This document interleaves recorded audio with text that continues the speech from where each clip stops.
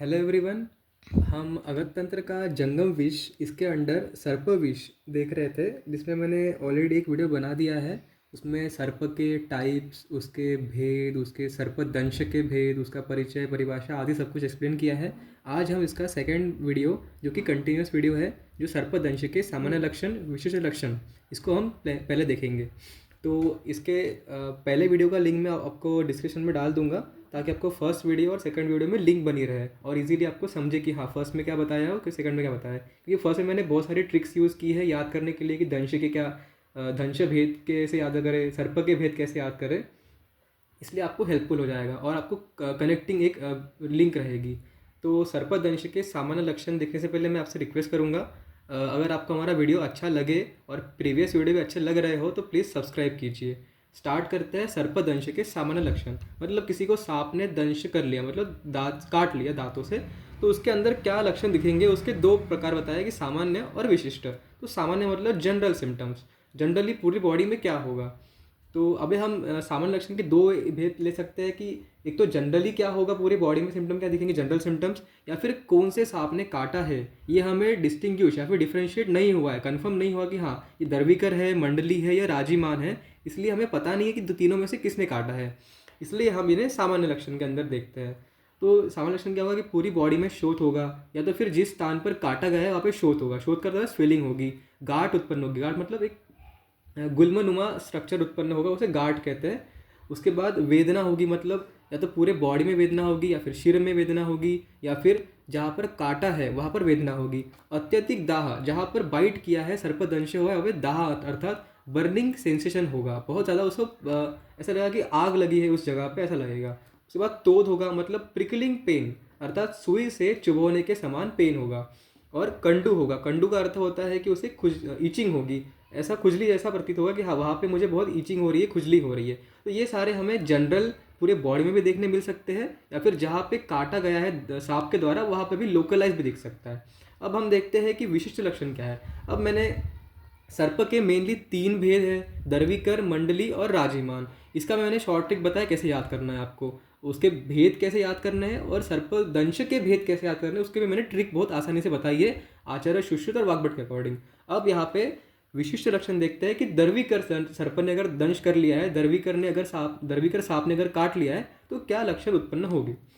तो पहला है कि दर्विकर, ऑब्वियसली मैंने पहले बताया कि दर्विकर, मंडली, राजीमान, वात पित्त कफ, अर्थात दर्विकर से वात का प्रकोप होता है, मंडली से पित्त का प्रकोप होता है और राजीमान से कफ का प्रकोप होता है। इसलिए दर्विकर में मेनली सारे वात प्रकोपक लक्षण उत्पन्न होंगे, अर्थात त्वचा, नेत्र, नख, मुख, मूत्र, मल, दांत, अर्थात इन सब में कृष्ण वर्णता आ जाएगी। मतलब इन सबका वर्ण काला हो जाएगा, कृष्ण हो जाएगा। ऑब्वियस है, वात का वर्ण क्या होता है, काला होता है, कृष्ण होता है। इसलिए स्किन का कलर, आंखों का कलर, नाखून का कलर, मुख का कलर, दांत का कलर और मल मूत्र का भी कलर काला हो जाएगा, अर्थात कृष्ण वर्ण हो जाएगा।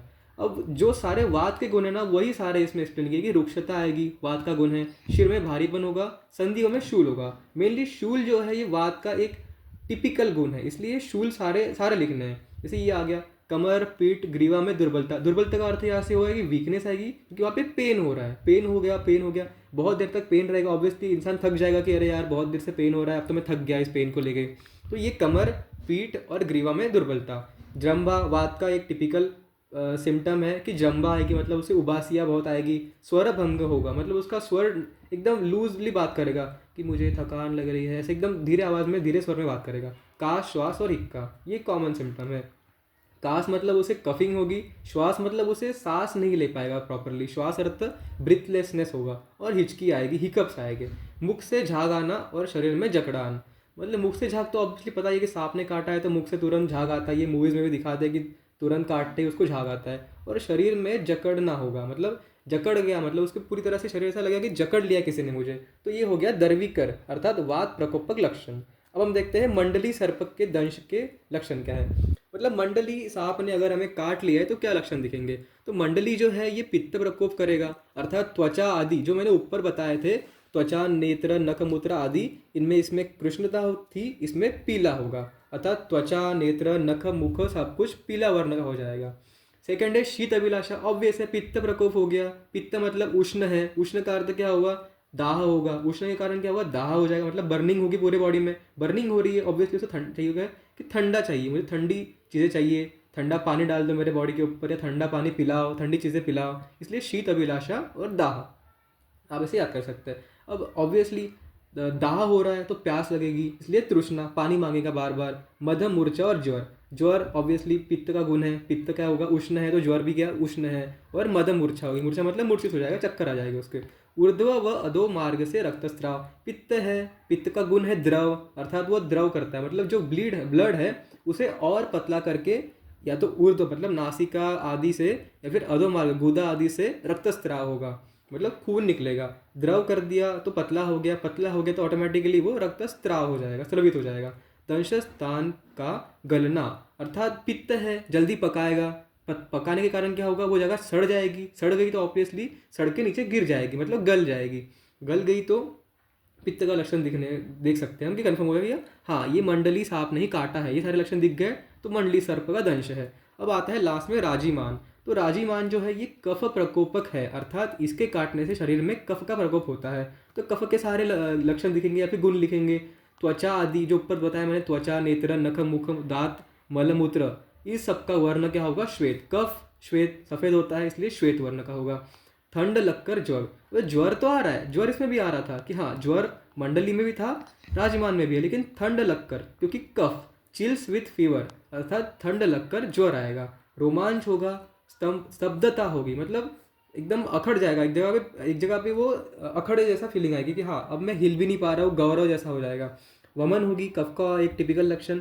आँखों के कंडू, कंठ में सूजन, मतलब आंखों के अंदर कंडू होगा, बार बार अपनी आंखों को हाथों से मसलेगा, मतलब कि हाँ मुझे ईचिंग हो रही है आंखों में, ऐसा लगेगा, और पूरे बॉडी में भी उसको कंडू होगा। कंठ में सूजन होगी, कफ का गुण है कि हाँ स्वेलिंग जो है वो कफ के कारण ही होती है पूरी बॉडी में। तो पेन वात से, दाह पित्त से, और जो स्वेलिंग है, कंडू है, ये कफ से होगा। अब बचा दंश स्थान में सूजन, मैंने बताया कि स्वेलिंग जो है कफ से होगी, जो जहाँ पे दंश हुआ है उस स्थान पे सूजन होगी। तो ये सारे हो गए सामान्य लक्षण और विशेष लक्षण अकॉर्डिंग टू वात, पित्त, कफ, दर्विकर, मंडली और राजिमान। अब हम देखते हैं सर्पविष के वेग।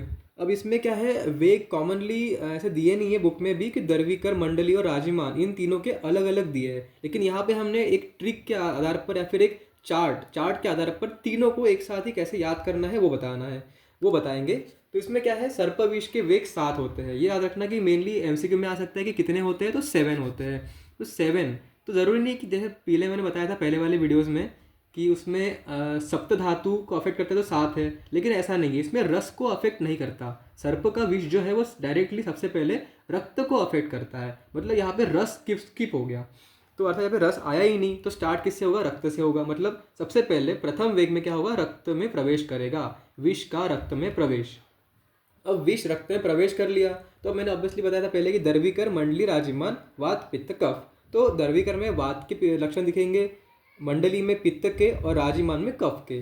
तो जो रक्त की दुष्टि होती है उसके बाद क्या लक्षण दिखते हैं, फॉर एग्जाम्पल जैसे दर्विकर है, दर्विकर का क्या है, वात प्रकोपक है, तो उसमें जो रक्त है वो काला हो जाएगा, मुख, नख सब कुछ काला हो जाएगा, और उसके बाद उसके बॉडी पे पैप्यूल्स फॉर्म हो जाएंगे, चकट्टे पड़ेंगे, चट्टे पड़ेंगे, ये सब कुछ ब्लैक कलर के पड़ेंगे। वैसे ही मंडली में पीले कलर के और राजिमान में श्वेत कलर के पड़ेंगे। सब कुछ ये पूरा वात, पित्त, कफ के अकॉर्डिंग याद करना है आपको। अब सेकंड आ गया द्वितीय वेग। द्वितीय वेग में क्या होगा, विष का मांस में प्रवेश। रक्त के बाद क्या आया, मांस, तो रक्त के बाद मांस में प्रवेश हो गया, तो मांस में क्या होगा, वही सारे लक्षण उत्पन्न हो गए, लेकिन ये थोड़ा डीप जाएगा, मतलब मांस की दुष्टि हो जाएगी। तो मांस दुष्टि के कारण क्या होगा, बॉडी में सूजन आएगी, या उसके बाद अपना जो दर्विकर में कृष्णता थी, मंडली में पित्त था, और राजिमान में शुक्ल था, तो सेम वही के वही उसमें भी पीला और शुक्ल और दर्विकर में कृष्ण होगा। लेकिन इसमें क्या होगा कि मंडली में सूजन होगी दंश स्थान पर, और दाह होगा, ऑब्वियसली पित्त है मंडली तो दाह होगा,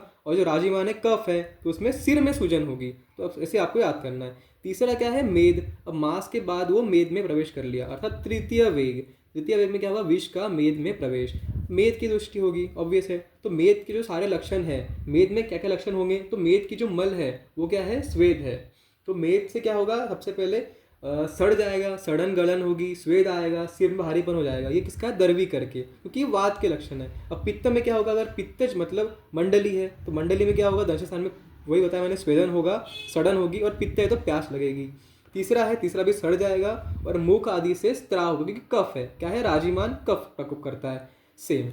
अब हो गया रक्त मांस में। अब आप सोचोगे कि चौथा वेग जो होता है वो अस्थि में जाएगा, लेकिन नहीं, चतुर्थ वेग में वो कोष्ठ में प्रवेश करता है। विष जो है कोष्ठ में प्रवेश करता है। तो आपको ये इंपॉर्टेंट याद रखना है कि कोष्ठ कोष्ठ में प्रवेश किया, दर्विकर मंडली राजिमान तीनों में सब कुछ सेम होगा।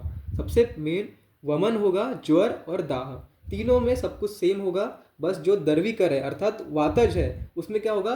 कोष्ठ में पहुंच गया, पेट में पहुंच गया तो वमन तो हो ही रहा है। उसके बाद क्या होगा? लाला स्त्राव होगा। बाकी जो मंडली है वो पित्त है तो वो ज्वर और दाह होगा, और जो राजिमान है वो कफ है तो उसमें क्या होगा? भारीपन है ऑब्वियसली। पर भारीपन कहाँ होगा? सिर में होगा, सिर में भारीपन होगा। अब आते हैं हम मेद के बाद कोष्ठ देख लिया, कोष्ठ के बाद आएगा अस्थि। अब ये सीरीज कंटिन्यू होगी। कोष्ठ चौथा नंबर का आपको याद रखना है, पांचवा वाला वही है कि अस्थि में प्रवेश, पंचम वेग अस्थि में प्रवेश। अस्थि में प्रवेश करने पे क्या होगा? सारे बोन्स के और जॉइंट्स के लक्षण दिखेंगे। बोन्स और जॉइंट के लक्षण में क्या होगा? कि पर्व संधियों में शिथिलता, मतलब पूरी जो जॉइंट्स है उसके अंदर शिथिलता होगी, दाह होगी। वही सेम लक्षण मंडली में हो गए। मंडली में क्या होगा? दाह होगा कि पित्त है, और वही राजिमान में क्या होगा? कि उसमें शीत ज्वर आएगा। तो ये तो कॉमन आपको तीनों में लिखना है उसके अकॉर्डिंग, किसके? अस्थि के अकॉर्डिंग, कि अस्थि अगर प्रदुष्ट हो गई तो उसमें कौन से लक्षण दिखेंगे। पर ये जो थोड़े से लक्षण है एक दो वो अलग है। अब आएगा मज्जा में प्रवेश। अब मज्जा का तो बहुत अच्छा मैंने ट्रिक बताया है कि षष्ठ वेग में क्या होगा? विष का मज्जा में प्रवेश। तो षष्ठी वेग आ गई तो मज्जा आ गई। अब मज्जा में आपको याद रखना है कि मज्जा मतलब 6th एंड 7th, इन दोनों में तीनों जो सांप के प्रकार है, दर्विकर, मंडली और राजिमान, इनमें कुछ भी डिफरेंस नहीं है। तीनों के लक्षण समान है, एक समान है, छठे और सातवें के। तो आपको ये एक लोड कम हो गया कि अलग अलग याद करना पड़ेगा। अब इसमें कहानी बताते हैं। क्या होगा? मज्जा, मज्जा मतलब मुझे, ऐसे याद करना कि मुझे। अब मुझे क्या हो रहा है? अगर मुझे किसी सांप ने काट लिया तो क्या होगा? ग्रहणी दूषित होगी। आपको ये याद रखना है कि सांप ने ग्रहण कर लिया, मतलब सांप ने मेरा ग्रहण किया तो अर्थात ग्रहणी, तो ग्रहणी दूषित हो गई। अब ग्रहणी दूषित हुई तो क्या होगा? अविपाक होगा। मतलब ग्रहणी दूषित हुई मतलब ग्रहणी क्या करती है? मेनली खाने का पाचन करती है। अब ग्रहणी दूषित हो गई तो पचन कैसे होगा? खाना पचेगा ही नहीं, इसलिए अविपाक हो गया। अब खाना पचा ही नहीं तो वो बाहर निकलेगा कहीं ना कहीं से, वो बोलेगा कि मेरा पचन ही नहीं हुआ तो मुझे बाहर निकालो। इधर वमन होगा, अतिसार होगा, इसलिए अतिसार। तो अविपाक हुआ तो अतिसार हो गया। अब अतिसार में क्या होगा? बहुत ज़्यादा उसका बॉडी से वाटर और वगैरह इलेक्ट्रोलाइट एक्सिट हो जाएंगे, बाहर से एक्सिट हो जाएंगे। तो अतिसार में क्या हुआ? पानी निकल गया तो क्या होगा? अब उसको मूर्छा आएगी ऑब्वियसली। किसी के अंदर डिहाइड्रेशन हो गया तो उसको फेंटिंग होगी, मतलब चक्कर आएगी, मूर्छा आएगी। और मूर्छा का डायरेक्ट कनेक्शन होता है हृदय से। तो हृदय पीड़ा मतलब हृदय और शीर दोनों उत्तमांग बताए हैं, दोनों मर्म बताए हैं। तो मूर्छा कहाँ से हुई? शीर से, और हृदय से पीड़ा हो रही है।